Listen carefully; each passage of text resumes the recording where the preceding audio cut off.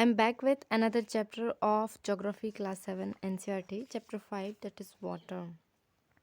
इस चैप्टर में जो मेन कंटेंट हम पढ़ने वाले हैं वो है water, distribution of water bodies, ocean circulations, waves, tides and ocean currents.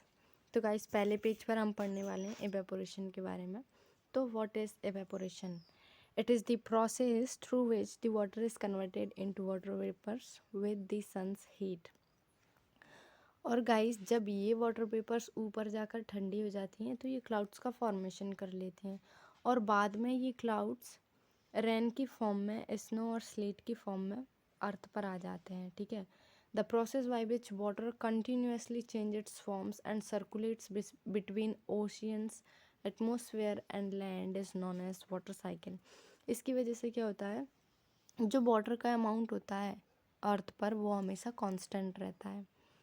और guys examination point of view से जो फ्रेश वाटर बॉडीज़ होती हैं ना, इन्हें मतलब याद करना बहुत ज़रूरी है, जैसे कि rivers, ponds, springs and glaciers.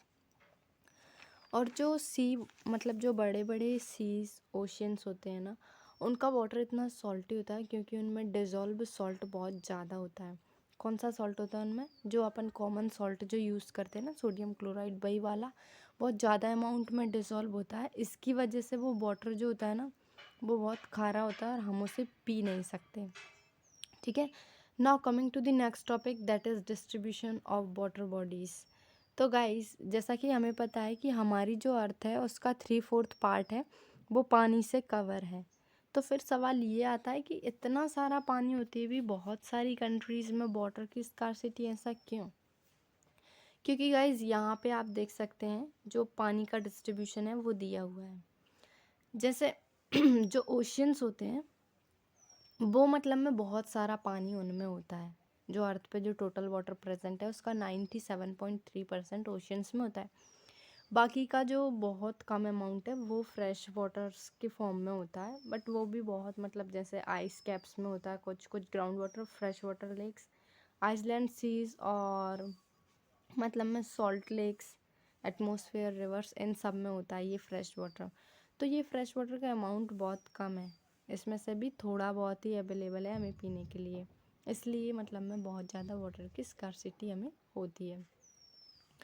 Now coming to the next topic that is ocean circulation. तो गाइस आप में से बहुत सारे लोग तो बीच पर गए होंगे और वहाँ जाके आपने वेव्स का म्यूज़िक, वर्ड्स की आवाज़ और जो वेट सैंड होती है, मिट्टी की खुशबू, इन सब चीज़ों को बहुत ज़्यादा इन्जॉय किया होगा. Everything is so fascinating. तो गाइस क्या आपने कभी सोचा ऐसा क्यों होता है? ये इसलिए होता है क्योंकि जो ओशियंस होते हैं ना वो कॉन्टीन्यूअसली मूव करते रहते हैं. Unlike the water in ponds and lakes, water of oceans is continuously moving. So oceans के मूवमेंट को हम ब्रॉडली 3 कैटेगरीज में डिवाइड करते हैं, that is waves, currents and tides.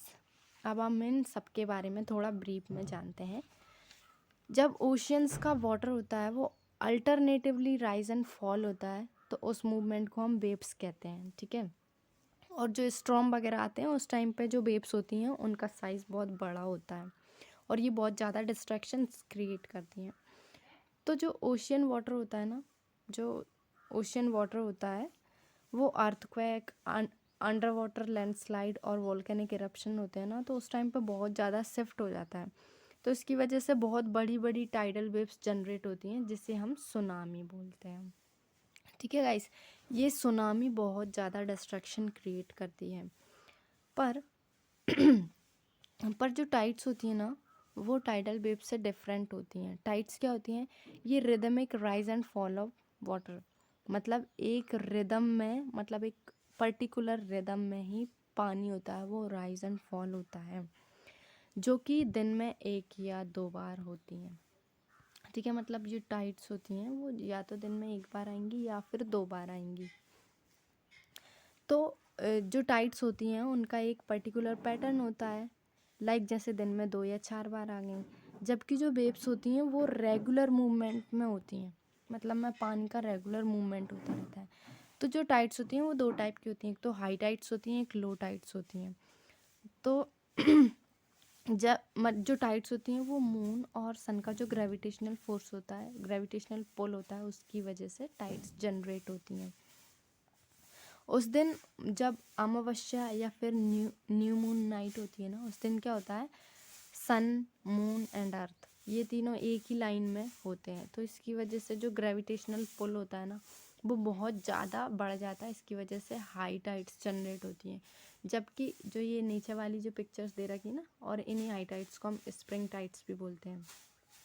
और जब मतलब में जो 15 दिन के बाद में एक ऐसा फेस आता है ना कि हाफ मून होता है उस टाइम पे, तो उस टाइम पे क्या होता है, मून ऊपर की साइड चला जाता है और ये जो पानी जो उसका ग्रेविटेशनल पुल होता है ना वो डायगोनली लगता है। डायगोनली लगने की वजह से क्या होता है, ये पानी को भी डायगोनली पुल करता है, तो जो टाइड्स जनरेट होती हैं वो लो टाइड्स होती हैं। ठीक है, तो फ्रेंड्स जो हाई टाइड्स होती हैं ना उनके भी बहुत सारे एडवांटेजेस होते हैं, जैसे कि ये नेविगेशन में बहुत हेल्प करती हैं। जो उठा हुआ जो पानी होता है ना समुद्र में, राइस वाटर होता है, वो जो शिप्स वगैरह होती हैं उन्हें हार्बर पे आने में बहुत ज़्यादा हेल्प करता है। और ये फ़िशिंग के लिए भी बहुत ज़्यादा हेल्पफुल होते हैं, क्योंकि टाइड्स के टाइम पे जो फ़िश होती हैं वो किनारे पर आ जाती हैं, और जो फिशरमैन होते हैं उन्हें मतलब में ये ईजी हो जाता है उन्हें पकड़ना। तो ये सब इनके एडवांटेजेस होते हैं। और एक एडवांटेज ये भी है कि हम टाइड्स की हेल्प से हाइड्रो इलेक्ट्रिसिटी जनरेट करते हैं। ठीक है, the next topic is ocean currents.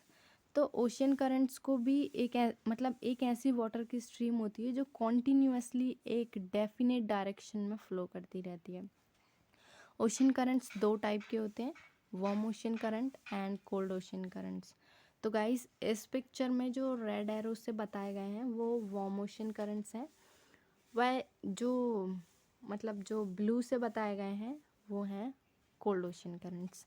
तो वार्म ओशन करंट्स क्या होते हैं, वार्म ओशन करंट्स जनरली मतलब में इक्वेटर के पास में जनरेट होते हैं। क्यों? क्योंकि हमें पता है कि जो सन की मैक्सिमम हीट होती है वो इक्वेटर पे पड़ती है, और यहाँ पे बहुत ज़्यादा हीट होने के कारण पानी गर्म होता है, और ये गर्म पानी ऊपर की साइड जाता है। ये वार्म ओशन करंट्स हमेशा इक्वेटर से स्टार्ट होते हैं और पोल की साइड में जाते हैं, जबकि पोल वगैरह पे हीट कम होती है, तो वहाँ के जो करंट्स होते हैं वो ठंडे होते हैं और वो इक्वेटर की तरफ मूव करते हैं।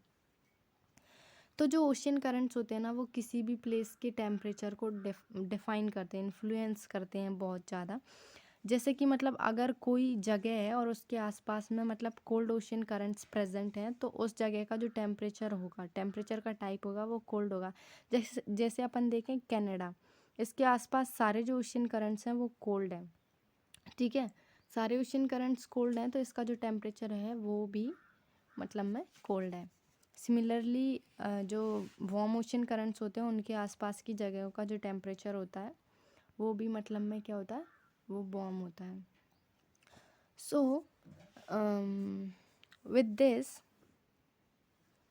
नहीं एक और चीज़ बच रही है जो मतलब में क्या बोलते हैं, और ऐसी प्लेस जहाँ पे warm ocean currents and cold ocean currents दोनों मिलते हैं ना गाइस, वो फिशिंग के लिए सबसे बेस्ट कंडीशन होती है, और साथ ही साथ में नेविगेशन के लिए बहुत ज़्यादा बेकार होती है, क्योंकि मतलब ये दोनों करंट्स जब मिलते हैं तो एक फॉगी टाइप की कंडीशन क्रिएट हो जाती है, जिसकी वजह से नेविगेशन थोड़ा डिफ़िकल्ट हो जाता है। So with this we have come to an end of this chapter. So see you soon in the next video. Until then keep study and do like my channel. और अगर guys आपको ये warm ocean current और cold ocean currents के लिए अगर कोई short trick चाहिए तो प्लीज़ कमेंट करो, मैं आपको बताऊंगी। Thank you.